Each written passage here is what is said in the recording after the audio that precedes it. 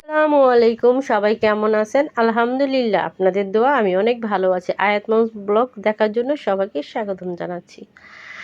আজকে আমি লইট্টা মাছের শুটকি নিয়ে হাজির হয়েছি, কারণ আমি শুটকি রান্না করব লতি দিয়ে।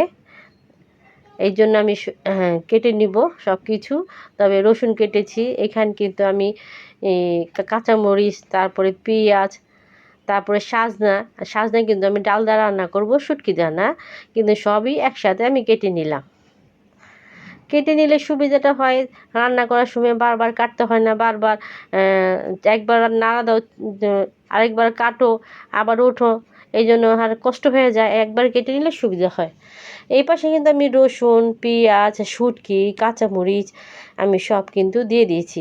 এবং শুটকি কিন্তু আমি ভেজে নিব ভালো করে। ভেজে না নিলে কিন্তু শুটকির যে একটা ঘ্রাণ সেটা আসবে না।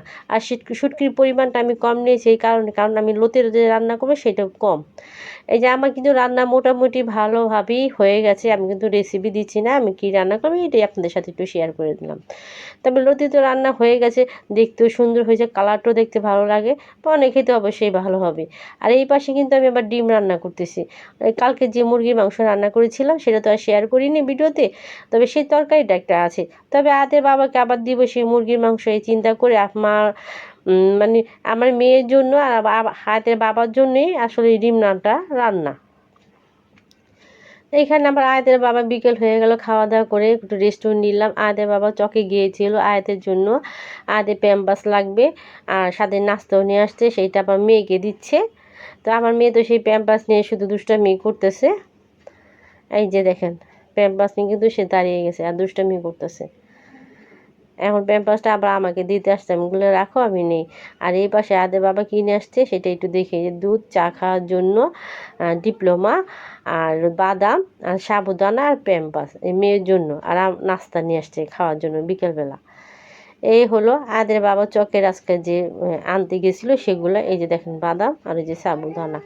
তো আদের সাবুদানা তো মানে রাত্রিবেলা একটু আমি খাওয়াই ওকে, এই জন্যই আমি সাবুদানাটা নিয়ে আসছি। আর এই যা সোনা প্যাম্পাস নিয়ে দাঁড়িয়ে গেছে, এক এক বারবারই সেই প্যাম্পাস দিয়ে খেলতেছে আর আমার সাথে দুষ্টামি করতেছে। দেখেন আয় সোনার কাণ্ড কারখানা। তবে কেমন হলো ভিডিওটা অবশ্যই কমেন্ট করে জানাবেন। আজকে শর্টকাট ভিডিও আর আয় সোনার দুষ্টামি। যদি ভালো লেগে থাকে অবশ্যই আমার পাশে থাকবেন আর আমার ভিডিওটি দেখবেন। আপনাদের ভালোবাসা হয়তো একদিন আমি এগিয়ে যেতে পারবো, না হয়তো আর এগিয়ে যেতে পারবো না। সবাইকে অনেক অনেক ধন্যবাদ। আসসালামু আলাইকুম, আল্লাহ হাফিজ।